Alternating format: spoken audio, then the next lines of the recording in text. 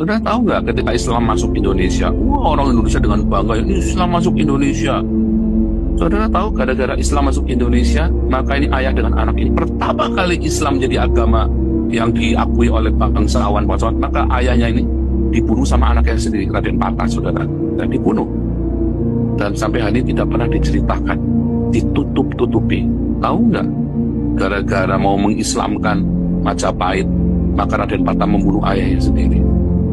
Dan kamu anggap itu kebenaran, ya kan? Raden Patah itu dipuja-puja. Ada anak membunuh ayahnya, kamu puja-puja, kan edan kamu, saudara. Hanya Indonesia saja nih, anak membunuh ayah dipuja-puja, hanya di Indonesia nih, saudara. Pewarisnya Majapahit Trunojoyo dikhianati oleh siapa, saudara? Oleh pribumi loh, saudara. Dan itu ditutupi sebagai bahwa Trunojoyo kurang ajar, berkhianat inilah segala macam. Pada kenyataannya Trunojoyo ini agamanya Hindu dan yang mengkhianati ini agamanya Islam. Tapi ditutup-tutupi, saudara. Zaman kerajaan Majapahit bukanlah orang-orang suci yang dimaksud Islam. Ini adalah salah satu sarkasme yang terdapat di buku Darmo Gandul berikut ini. Meskipun di dalamnya banyak cerita-cerita sarkas, tapi sebenarnya tujuan dari Darmo Gandul ini adalah untuk menyadarkan umat Islam Jawa kala itu supaya beragamanya bisa kembali ke ranah spiritual, bukan hanya sebatas syariat saja.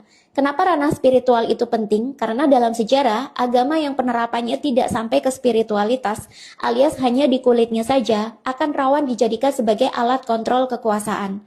Hal yang sama terjadi juga di akhir masa kerajaan Majapahit. Waktu itu, Majapahit sudah mulai dimasuki banyak ulama Islam, terutama dari bangsa Cina dan Arab. Mereka sering menyebut diri mereka wali. Mereka datang tak hanya untuk menyebarkan agama Islam saja, tapi juga sekaligus untuk berdagang sehingga sukses menjadi saudagar. Itulah kenapa para wali ini biasanya menjadi pemimpin dan punya keraton di pesisir utara Jawa, yang memang merupakan tempat untuk perdagangan global. Awal mula para ulama ini datang ke Jawa, mereka disambut ramah oleh Raja Majapahit. Terlebih karena ternyata para wali ini lebih fokus untuk menyebarkan ajaran sufi atau tasawuf, yang mana ini merupakan ranah esoteris atau spiritual dalam Islam. Ini tentu saja sejalan dengan ajaran Siwa Buddha yang menjadi agama resmi Majapahit kala itu.